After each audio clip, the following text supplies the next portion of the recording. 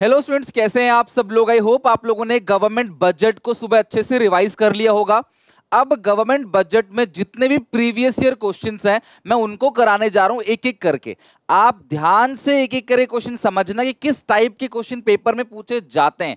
Direct question की जगह कैसे क्वेश्चन घुमा के पूछे जाते हैं, इवैल्यूएशन बेस्ड क्वेश्चन कैसे पूछे जाते हैं, वो इस वीडियो से समझेंगे। वीडियो 11 AM आने वाली थी बट होपफुली वो 10-15 मिनट लेट हो जाए क्योंकि मैं थोड़ा सा लेट रिकॉर्ड कर रहा हूं वीडियो। बट हाँ, आज हमारा पूरा का पूरा मैक्रो रात तक खत्म हो जाएगा at any cost, don't worry. तो स्टार्ट करते हैं। सबसे पहले पीवाईक्यू में बजट का सबसे पहला question, compare the trend depicted in the figure given below.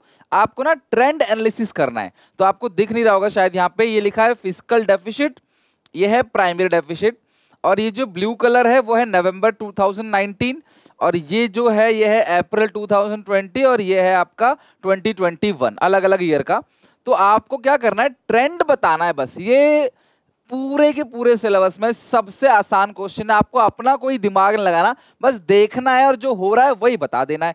जैसे फिस्कल डेफिसिट 8.1% था 2019 में, और वो 10.8 हो गया 2020 में, अगेन 2021 में ये 7.7 हो गया। बस ये लिखना है। प्राइमरी डेफिसिट 2019 में 4.7 था, बढ़कर 6.9 हुआ 2020 में, और फिर घट के 2.4 हो गया 2021 में। अगला फिगर है physical deficit as per percentage of budget estimate.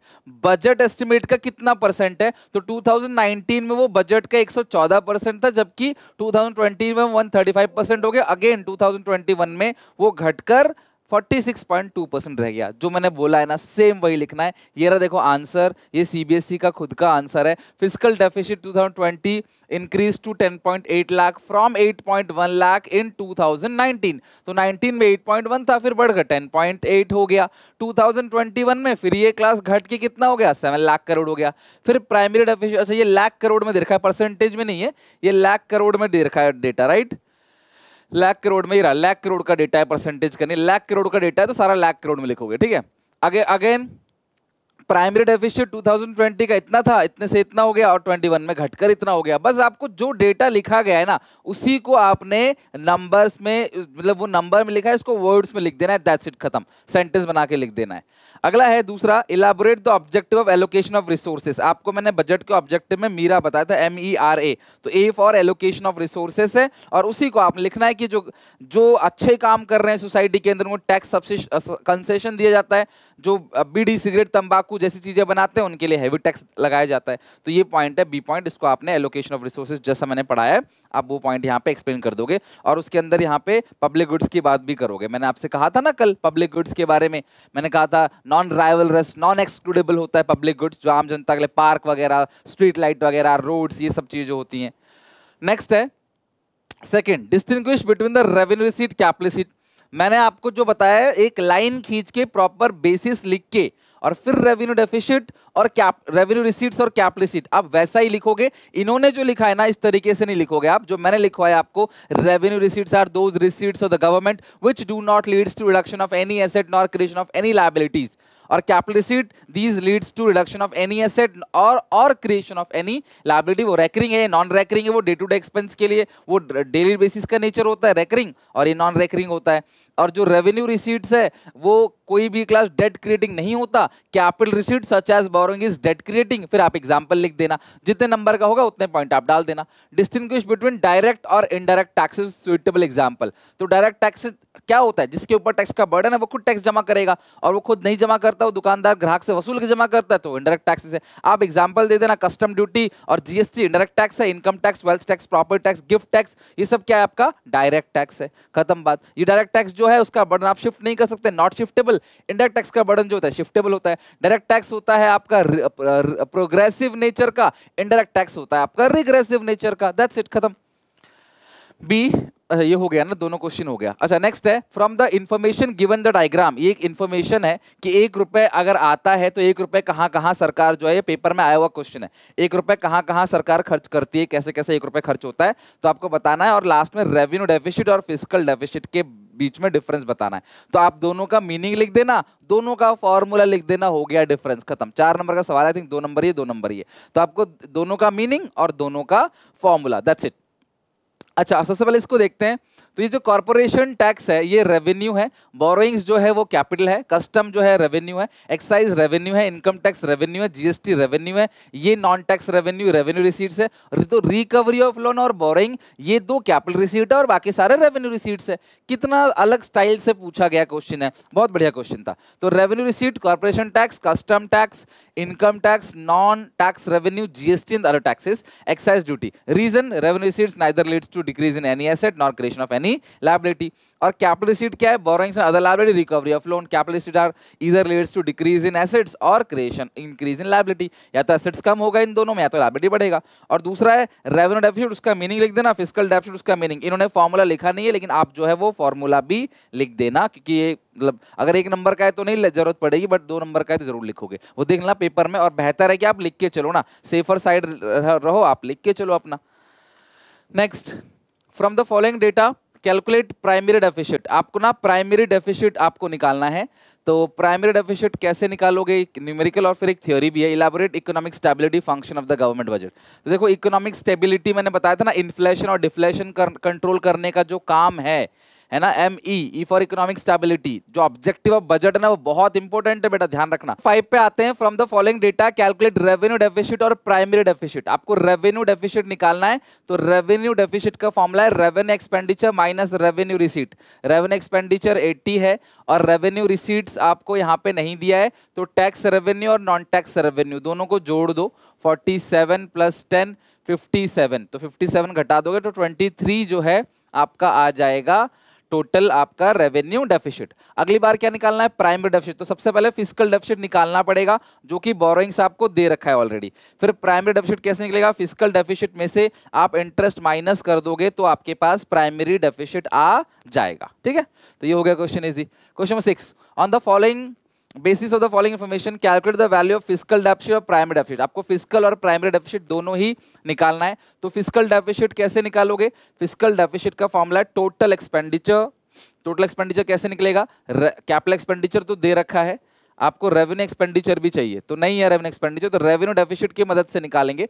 Revenue deficit के फॉर्मूले में रेवेन्यू एक्सपेंडिचर आता है तो वो निकल जाएगा। हमें रेवेन्यू डेफिसिट भी दे रखा है, रेवेन्यू एक्सपेंडिचर हमें निकालना है और रेवेन्यू रिसीट कितना है? 20, तो 30, 10 + 20 ये आ गया आपका रेवेन्यू एक्सपेंडिचर 30। तो ये रेवेन्यू एक्सपेंडिचर 30 आ गया, capital expenditure 15। Total expenditure minus revenue receipt, तो रेवेन्यू रिसीट कितना है? 20 minus capital receipt excluding borrowings. इसी चीज को non debt creating capital receipt भी बोलते हैं। और वो क्या है? 50% ऑफ रेवेन्यू रिसीट। ढंग से पढ़ना, ये 50% किसका है? रेवेन्यू रिसीट्स का। तो रेवेन्यू रिसीट्स कितना है? 20 का 50% 10 हो गया। तो क्लास सॉल्व करोगे तो ये 15 ही आ जाएगा फिस्कल डेफिसिट। तो देखो यहाँ पे फिस्कल डेफिसिट कितना आ गया? 15। अब क्या निकालना है आपको? प्राइमरी डेफिसिट निकालना है। तो primary deficit is equal to fiscal deficit less interest payment. तो फिस्कल डेफिसिट कितना है? 15 है, और जो इंटरेस्ट पेमेंट है वो कितना दे रखा है आपको? 4, तो 11 आपका आंसर आ गया। 11 करोड़ आपका प्राइमरी डेफिसिट आंसर आ गया। अगला क्या है इसका question? State any 2 features of public goods. मैंने आपको बताया था क्लास में कि जो पब्लिक गुड्स होते हैं वो सोसाइटी के भले के लिए जो सामान होता है ना, वो चीज होता है पब्लिक गुड्स। जैसे पार्क हो गया, है ना, मतलब कि सरकार खर्च करती है सोसाइटी को चलाने के लिए, सबके लिए बेनिफिट पहुंचाने के लिए। पार्क हो गया, सड़क हो गया, स्ट्रीट लाइट्स हो गई, जो डिफेंस सर्विसेज मिलती हैं वो सबके लिए है। तो वो सारे के सारे पब्लिक गुड्स हैं और उनके 2 फीचर बस बताने हैं, एक्सप्लेन नहीं करना, स्टेट बताना है। वो नॉन एक्सक्लूडेबल होता है, नॉन राइवलरस होता है। नॉन राइवलरस मतलब एक इंसान अगर यूज करेगा ना तो दूसरे इंसान के लिए उसकी क्वालिटी कम नहीं होगी। अगर आपके पड़ोसी के घर में चोरी हो गई तो पुलिस ये नहीं कहेगी कि यार हम उसमें बिजी हैं, आपकी चोरी पे ध्यान नहीं देंगे। तो सबके लिए होगा। और दूसरी चीज, किसी को उसे एक्सक्लूड नहीं कर सकते, नॉन एक्सक्लूडेबल, यानी कि अगर स्ट्रीट लाइट जल रही है तो उसका बेनिफिट सब लेंगे, आप किसी और को एक्सक्लूड उसमें से नहीं कर सकते। So this is non rivalrous and non excludable. This two are the features of public goods. Explain economic stability objective of the government budget. Economic stability, वही इन्फ्लेशन डिफ्लेशन वाला जो पॉइंट है उसे एक्सप्लेन करना है।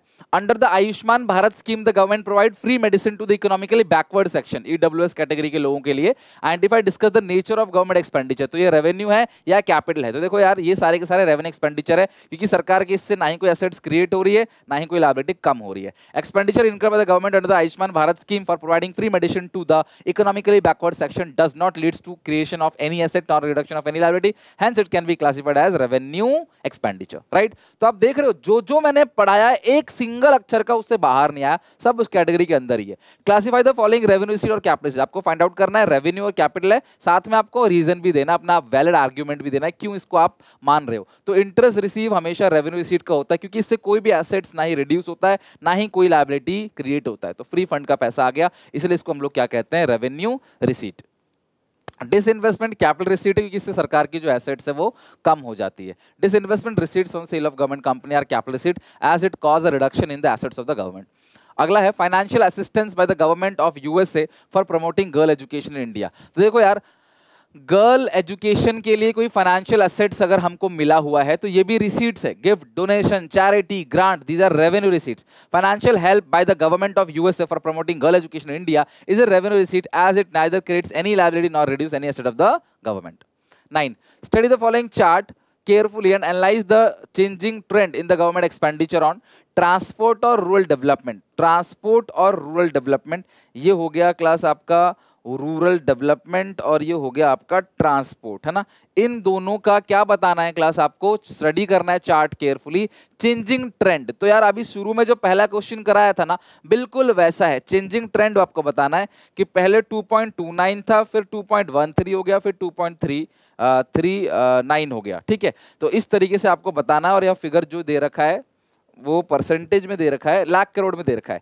तो लाख करोड़ है तो 2.2 लाख करोड़ था रूरल डेवलपमेंट पे, फिर थोड़ा सा बढ़ा और फिर थोड़ा सा कम हो गया, बस 2.29, 2.43, 2.3। आपको थोड़ा ब्लरी आ रहा होगा क्योंकि ये स्क्रीनशॉट लिया हुआ है, बट ध्यान रखना ये रहा लाख करोड़ में और ये फिगर में। बस आपको इसे देख के, पेपर में आता है ना इस टाइप के क्वेश्चन देख के घबराना मत। बच्चे इस टाइप क्वेश्चन देखते हैं और कहते हैं सर ने तो पढ़ाया ही नहीं था ऐसा क्वेश्चन, बट मैं पढ़ा के भेज रहा हूँ पहली बात। और जिन्होंने वीडियो नहीं देखी ना उनको भी बोल देना भैया इस टाइप क्वेश्चन को सिर्फ आपने इसे एक्सप्लेन करना है कि यहाँ से बढ़कर इतना हो गया, यहाँ से घटकर इतना हो गया, इस ईयर में इतना हो गया, दैट्स इट।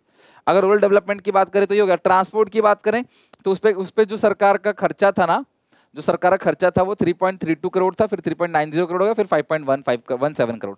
इवन आपको इसका रीजन भी नहीं देना, बस आपको ये कितना कितना एक्सप्लेन कर देना, डेटा, बात खत्म। तो ट्रांसपोर्ट एक्सपेंडिचर पहले था 3.32 करोड़, फिर वो हो गया आपका 3.90 करोड़ हो गया, और फिर टोटल बजट जो है वो 5.17 करोड़ हो गया फॉर ट्रांसपोर्ट के लिए। तो देखो जो भी हमने ट्रांसपोर्ट का ये पढ़ा वही बस फिगर नंबर में दे रखा है, उसको आपने एक लाइन बना के एक्सप्लेन कर दिया। सिमिलरली रूरल डेवलपमेंट, बस बात खत्म।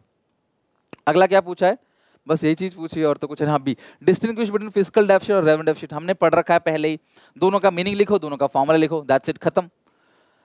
Explain the stabilization function. अब ये देखो एनसीईआरटी से मैंने तुम्हें स्टेबलाइजेशन फंक्शन लिखवाया था सुबह, मैंने कहा था भाई ये जरूर कर लेना। मतलब if an economy is facing fluctuation in income, inflation deflation हो रहा है, गवर्नमेंट में push correction the situation using budgetary policy यानी कि फिस्कल पॉलिसी। लाइक इन्फ्लेशन में टैक्स रेट को बढ़ा दो, डिफ्लेशन में टैक्स रेट कम कर दो। इन्फ्लेशन में गवर्नमेंट अपने एक्सपेंडिचर कम करती है, डिफ्लेशन में गवर्नमेंट अपने एक्सपेंडिचर्स को बढ़ा देती है, ताकि लोग हाथ में, इन्फ्लेशन में लोग हाथ से पैसा ले लिया जाए, डिफ्लेशन में उनको पैसा दे दिया जाए। इन्फ्लेशन में सरकार कौन सी पॉलिसी अपनाती है बताओ जरा, ये मुझे आप लोग बताओ जरा। मैंने सुबह तुम्हें बहुत बार रिपीट किया था ये वर्ड, इन्फ्लेशन और डिफ्लेशन में सरकार कौन सी पॉलिसी अपनाती है, ऐसे कमेंट्स में लिखो। इन्फ्लेशन के अंदर लिखो कॉन्ट्रैक्शनरी या एक्सपेंशनरी, और डिफ्लेशन के अंदर लिखो कौन सी पॉलिसी, कॉन्ट्रैक्शनरी या एक्सपेंशनरी पॉलिसी। लिखो फटाफट कमेंट सेक्शन में, कितने बच्चों को याद है, जिनको नहीं पता वो कमेंट्स में चेक करना। 11 का the union budget of 23-24 propose an allocation of 22138 crore to the micro small and medium enterprise, MSME जिसको बोलते हैं, और identify and explain the objective of budget trying to achieve with the propose expenditure. तो जो छोटी छोटी कंपनियां ये लोग क्लास उनको प्रमोट करने के लिए 22,138 करोड़ रुपए खर्चा कर रहे हैं, तो ये कौन सा फंक्शन है क्लास, ध्यान रखना ये ऑब्जेक्टिव नहीं पूछ रहा, फंक्शन पूछ रहा है। तो ये एलोकेशन फंक्शन है, कौन सा है, एलोकेशन। मैंने तुम्हें एलोकेशन फंक्शन बताया था, स्टेबलाइजेशन फंक्शन बताया था, रिडिस्ट्रीब्यूशन फंक्शन बताया था। जिन्होंने सुबह की वीडियोस देखी है वो तो समझ जाएंगे। एलोकेशन फंक्शन है government with propose to allocate 20,138 crore to the micro small medium enterprises may seek to enhance national output and employment opportunity। सरकार में देश की जीडीपी बढ़ाने के लिए और एम्प्लॉयमेंट अपॉर्चुनिटी बढ़ाने के लिए सरकार ने किया। In country like India such step is fruitful for achieving socio economic goals and overall growth of the nation. State the formula of calculating fiscal deficit revenue deficit.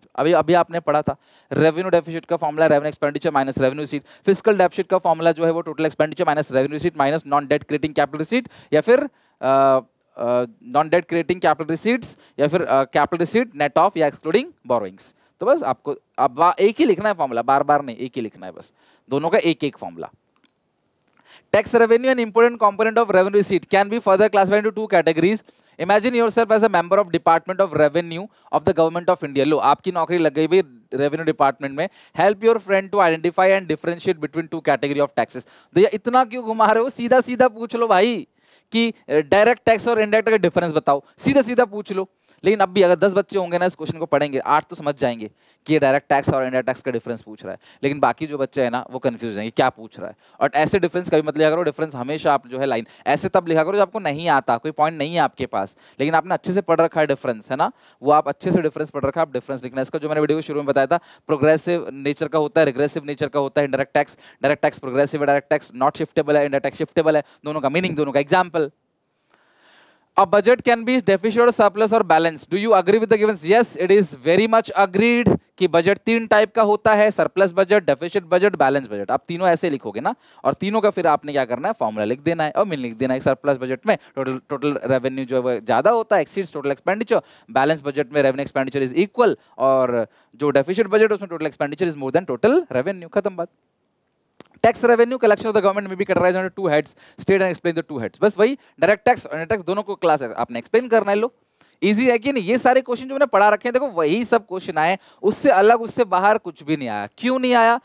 क्योंकि मैंने तुम्हें सब कुछ करा दिया. एनसीईआरटी से उठा के पेपर बनता है, मैंने पूरा एनसीईआरटी पढ़ा दिया, डिटेल में एक्सप्लेनेशन समझा दिया. तुम्हें ना एनसीईआरटी की बुक उठानी, ना कोई और बुक उठानी, ना कोई और वीडियो, ना कोई प्रीवियस ईयर क्वेश्चन पेपर, ना कोई सैम्पल पेपर, नथिंग. तुम्हें कुछ भी लेने की जरूरत नहीं. सिर्फ ये 3 चीजें, डेली बेसिस का रिवीजन, डेली बेसिस के पीवाईक्यू, अभी 1 बजे इसके एमसीक्यू आएंगे, वो देख लो, खत्म, सारा काम हो जाएगा. ओके, तो यहाँ तक पढ़ के अच्छे से समझ के याद करके आना. चैनल को सब्सक्राइब कर लेना, वीडियो को लाइक कर देना. अगेन एडवांस में हैप्पी होली. मिलते हैं नेक्स्ट वीडियो में. Take care, bye bye. आज मैक्रो पूरा अच्छे से खत्म कर दो ताकि कल अपना दिन में होली एंजॉय करो और शाम को थोड़ी पढ़ाई कर लो. फिर उसके बाद 15 को जिनका हिंदी का पेपर हो हिंदी दे के आएंगे. फिर 16 हिंदी वाले तो भैया होली में पढ़ाई करते रहना. फिर 16, 17, 18 इस 3 दिन में जम के प्रिपरेशन करेंगे और अच्छे से इकोनॉमिक्स में 80 आउट ऑफ 80 लेके आएंगे. ठीक है, तो यहाँ तक पढ़ के याद करके समझ के आना. Take care, bye bye.